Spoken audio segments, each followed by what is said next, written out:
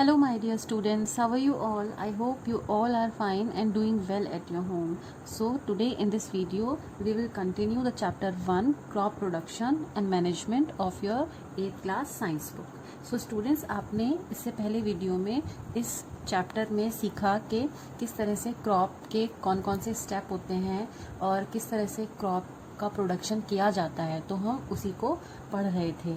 तो उसमें हमने प्रिपरेशन ऑफ सॉइल को स्टडी किया था, किस तरह से सॉइल की प्रिपरेशन की जाती है। फिर हमने ये सीखा कि सोइंग की टेक्निक्स होती हैं, किस तरह से बीजों को सीड्स को बोया जाता है। उसमें ट्रेडिशनल और मॉडर्न मेथड पढ़ा था। अब इसमें आगे नेक्स्ट थर्ड टेक्निक को सीखेंगे। सो स्टूडेंट्स, थर्ड हमारा आता है step adding manure and fertilisers. So क्या होते हैं manure and fertilisers? The substance which are added to the soil in the form of nutrients for the healthy growth of plant are called manure and fertilisers. Soil में nutrients की form में हम कुछ substance को डालते हैं, जिससे जो प्लांट की जो ग्रोथ होती है वो बहुत अच्छे से होती है और एक हेल्दी प्लांट ग्रो करता है। तो वो जो सब्सटेंस डाले जाते हैं उनको मैन्योर या फर्टिलाइजर्स कहा जाता है। मैन्योर मीन्स आपकी खाद होती है और फर्टिलाइजर्स आप पहले क्लासेस में भी पढ़ चुके हो। कुछ नेचुरल फर्टिलाइजर्स होते हैं और कुछ केमिकल फर्टिलाइजर्स होते हैं। सॉइल में ये न्यूट्रिएंट्स जो हम डालते हैं मैन्योर और फर्टिलाइजर्स की फॉर्म में, ये क्यों ज़रूरी होते हैं? जैसे कि आपने देखा भी होगा, कोई भी फार्मर है उसके पास एक ही फील्ड होता है, तो वो उसी फील्ड में अपनी सीजन्स के अकॉर्डिंग कंटिन्यू क्रॉप्स को ग्रो करता है। रेनी सीजन में लगाता है, विंटर्स में अलग क्रॉप लगाता है, समर्स में अलग क्रॉप लगाता है। तो होता ये है कि सॉइल में जो अपने आप पहले से न्यूट्रिएंट्स उसमें मौजूद होते हैं वो प्लांट ले लेता है। तो कंटिन्यू इस तरह से क्रॉप्स लगने की वजह से तो सॉइल में उन न्यूट्रिएंट्स की कमी भी होने लगती है। तो वो कमी को पूरा करने के लिए हम एडिशनल में मैन्योर्स और फर्टिलाइजर्स को डालते हैं, ताकि सॉइल में पूरी तरीके से वो न्यूट्रिएंट्स हमेशा कंटिन्यू में मौजूद रहें, ताकि प्लांट को किसी भी न्यूट्रिएंट की कभी कमी ना हो। नेक्स्ट स्टेप आता है इरिगेशन। सो इरिगेशन क्या होता है? जब किसी भी क्रॉप को जो वाटर सप्लाई दी जाती है डिफरेंट टाइम इंटरवल पर, वो प्रोसेस इरिगेशन कहलाता है। मीन्स क्रॉप को डिफरेंट टाइम इंटरवल्स पर वाटर की सप्लाई करना, वाटर प्रोवाइड कराना is called irrigation. So water तो सभी के लिए बहुत ज़्यादा ज़रूरी होता है, जैसे कि आप सभी जानते हैं। वाटर प्लांट की भी प्रॉपर ग्रोथ के लिए, डेवलपमेंट के लिए बहुत ज़्यादा ज़रूरी होता है। जैसे कि आप जानते ही हो कि जो भी प्लांट होता है वो रूट में से वाटर को एब्जॉर्व करता है, और वाटर के साथ वो सॉइल के अंदर जो भी मिनरल और फर्टिलाइजर्स उसमें डाले जाते हैं उनको भी एब्जॉर्व करता है। सो वाटर बहुत ज़्यादा ज़रूरी इसलिए भी है क्योंकि जब कोई भी बीज सॉइल में डाला जाता है, बोया जाता है, तो उसके ग्रो करने के लिए, मीन्स उसके जर्मिनेशन के जो प्रोसेस के लिए वाटर बहुत ज़्यादा ज़रूरी होता है, क्योंकि बिना वाटर के ड्राई कंडीशन में वो सीड जर्मिनेट नहीं कर सकता, वो पौधा नहीं बन पाएगा। इसीलिए हमें क्रॉप में या सॉइल को हमें टाइम टू टाइम अच्छे तरीके से रेगुलरली पानी देते रहना चाहिए, उसको इरिगेट करते रहना चाहिए। पानी देने का जो ये इरिगेशन वाला जो प्रोसेस होता है, ये हर क्रॉप के लिए अलग अलग होता है, हर वेदर में अलग अलग होता है। समर्स में क्रॉप को पानी की बहुत ज़्यादा ज़रूरत होती है और विंटर्स में थोड़ी सी कम होती है। हर क्रॉप के हिसाब से भी इरिगेशन करने का जो मेथड होता है वो चेंज होता रहता है। तो आपके सोर्स ऑफ इरिगेशन क्या होते हैं, किस तरीके से हम इरिगेशन जो प्रोसेस होता है उसको करते हैं? वेल्स से, कुओं से, ट्यूबवेल से, पॉन्ड से, लेक, रिवर, डैम और कैनाल्स, ये सारे के सारे मेथड है जिससे कि हम क्रॉप में प्रॉपर तरीके से पानी की सप्लाई को, इरिगेशन प्रोसेस को करते हैं। नेक्स्ट आता है प्रोटेक्शन फ्रॉम वीड्स। वीड से अपनी क्रॉप को प्रोटेक्ट करना। So what is weed? जैसे कि आप यहाँ लिखा हुआ देख भी रहे हो, undesirable plants are called weed. ऐसे प्लांट्स जिनको हम नहीं चाहते कि वो हमारी क्रॉप के साथ ग्रो करें, तो वो वीड्स कहलाते हैं, जिनको अगर नॉर्मल लैंग्वेज में आपको मैं बताऊं तो जंगली घास या जंगली पौधे होते हैं जिनको वीड कहा जाता है। ये हमारी क्रॉप के जो ग्रोथ होती है उस पर बहुत ज़्यादा अफेक्ट करते हैं, उसको नुकसान पहुंचाते हैं, जो कि हम नहीं चाहते। तो इसीलिए इन वीड को हटाना बहुत ज़्यादा ज़रूरी होता है। अब होता है कि ये भी वीड उसी सॉइल में लगे होते हैं जिसमें जो हमारी क्रॉप होती है तो ये भी तो सॉइल में से न्यूट्रिएंट्स को ले रहे होते हैं, तो जो हमारी क्रॉप को चाहिए होते हैं, इसलिए इनको हटाना बहुत ज़रूरी होता है और इसकी वजह से हमारी क्रॉप भी बहुत ज़्यादा डैमेज होती है। तो फार्मर्स क्या करते हैं कि इसके लिए या तो मैन्युअली उसको हटा सकते हैं, जब ये उग जाएं तो उसको हाथों से निकाल दो, है ना, ये कर सकते हैं।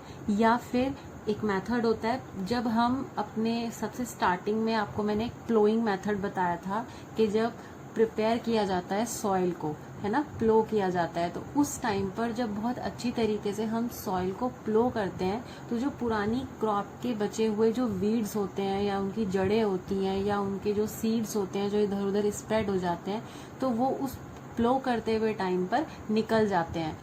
इसके अलावा फार्मर्स कुछ केमिकल्स का यूज करते हैं जिनको वेडिसाइड्स कहा जाता है। इन केमिकल्स को क्रॉप पर स्प्रे कर दिया जाता है जो इस तरह के वीड्स को, उनकी ग्रोथ को रोक देते हैं और उनको वहीं खत्म कर देते हैं। इस तरह के जो ये केमिकल्स होते हैं जिनको वेडिसाइड्स कहते हैं, ये हमारी जो क्रॉप होती है उसको किसी भी तरह का कोई नुकसान नहीं पहुंचाते, बस वो वीड्स को वहां पर ही डैमेज कर देते हैं। इससे वो वीड्स खत्म हो जाती है, फिर आगे ग्रो नहीं करती। हमारी क्रॉप प्रोडक्शन का सेकंड लास्ट स्टेप आता है हार्वेस्टिंग। हमारी क्रॉप अच्छे से मैच्योर हो गई है, उसमें से वीड्स भी निकल गए हैं, तो अब उसको काटने का टाइम आता है। ये प्रोसेस जिसमें क्रॉप अच्छे से मैच्योर हो जाए और उस क्रॉप को जब काटा जाता है तो वो प्रोसेस आपका हार्वेस्टिंग कहलाता है। किसी भी क्रॉप को मैच्योर होने के लिए 2 और 4 मंथ या 4 to 5 मंथ्स लगते हैं। कोई भी सीरियल क्रॉप है तो उसको, हमारी जो इंडिया कंट्री है उसमें जो हार्वेस्टिंग है वो 2 टाइप से होती है। एक तो मैनुअली होती है, जिसमें आप यहाँ पर ये डायग्राम देख भी रहे हो, इसमें बना हुआ है, ये सिकल है, इसकी हेल्प से हम क्रॉप्स को कट करते हैं। ये प्रोसेस हार्वेस्टिंग का जब मशीन से किया जाता है तो हार्वेस्टर्स के थ्रू किया जाता है। इसमें जो हमारे ग्रेन्स होते हैं, उनको सीड्स होते हैं, उनको सेपरेट किया जाता है उनके प्लांट से, है ना। तो वो जो प्रोसेस होता है वो हमारा थ्रेशिंग कहलाता है। ये थ्रेशिंग आपकी एक मशीन की हेल्प से की जाती है जिसका नेम कंबाइन होता है या कंबाइन हार्वेस्टर कह सकते हैं, जो आप यहाँ पर ये देख भी रहे हैं। थ्रेशिंग हो जाने के बाद जो होता है, जो भी ग्रेन्स इकट्ठे किए जाते हैं उसमें फिर भी थोड़ा बहुत जो होते हैं छोटे छोटे ट्विंग्स होती हैं, तिनके होते हैं, तो वो मिक्स होते हैं। तो उनको अलग करने के लिए क्या प्रोसेस किया जाता है, उस प्रोसेस को विनोइंग कहते हैं। ये प्रोसेस आप अपनी 6th क्लास में, पिछली क्लास में पढ़ भी चुके हो। इसमें विंड की हेल्प से ग्रेन्स को अलग किया जाता है और उस हल्के जो ट्विंग्स होती हैं उनको एक दूसरे से सेपरेट कर दिया जाता है, अलग कर दिया जाता है। लास्ट आपकी स्टेज आती है स्टोरेज। अच्छे तरीके से क्रॉप बन गई, उसको सफाई भी कर ली। अगर उसको अच्छे तरह से बहुत लंबे समय तक रखना है कि उसमें किसी भी तरह के कोई इंसेक्ट्स ना आए, वो बची रहे, है ना, अच्छे से फ्रेश रहे, तो उसका अच्छी तरीके से स्टोरेज होना भी बहुत ज़्यादा इम्पॉर्टेंट होता है। तो स्टोरेज भी किसी भी क्रॉप के प्रोडक्शन का बहुत ज़्यादा इम्पॉर्टेंट पार्ट होता है। इसमें भी 2 टाइप्स के स्टोरेज मेथड्स होते हैं जो यूज़ किए जाते हैं। जैसे कि आप इमेज में देख भी रहे हो, 2 टाइप्स के कौन से हुए। फर्स्ट टाइप तो आपका सिलोस है फॉर स्टोरेज ऑफ ग्रेन्स। जो बहुत ज़्यादा खेती करते हैं, बहुत प्रोडक्शन होता है, तो उनके लिए बहुत बड़े बड़े स्टोरेज की जगह भी चाहिए होती है। तो ये एक बहुत बड़े कंटेनर्स होते हैं जो बहुत ज़्यादा हाइजीनिक कंडीशन में इन ग्रेन्स को रखते हैं। तो ये इसमें एक तो स्टोरेज यूज़ किए जाते हैं। सेकंड जो स्टोरेज इसमें यूज़ किए जाते हैं वो होते हैं ग्रैनरीज और स्टोरेज रूम्स, जिनको आप कह सकते हो। बहुत बड़े हॉल्स और स्टोरेज रूम्स बनाए जाते हैं इन ग्रेन्स को स्टोर करने के लिए। ये 2 टाइप के स्टोरेज होते हैं जिनसे हम अपने ग्रेन्स को बहुत अच्छी तरीके से स्टोर करके रख सकते हैं। स्टार्टिंग में मैंने आपको बताया था कि ह्यूमंस जो होते हैं वो प्लांट्स के साथ साथ एनिमल्स पर भी डिपेंड करते हैं अपने फूड के लिए। कहीं कहीं पर किसी किसी स्टेट में ऐसा होता है कि वहाँ पर एनिमल्स का प्रोडक्शन भी बहुत ज़्यादा किया जाता है, वहाँ पर क्रॉप्स का इतना ज़्यादा नहीं किया जाता है। इस तरह किसी भी एनिमल को, उसको पालना, उसको ग्रो करना और उसके प्रोडक्ट्स को कंज्यूम करना एनिमल हस्बेंड्री कहलाता है, जब ये बहुत ज़्यादा लार्ज स्केल पर किया जाता है। Student, this is all about your chapter 1। So I hope आपको इस वीडियो की हेल्प से चैप्टर अच्छे से समझ में आया होगा और आप इसे घर में भी रीड करेंगे, अच्छे से और समझने की कोशिश करेंगे। Thank you so much.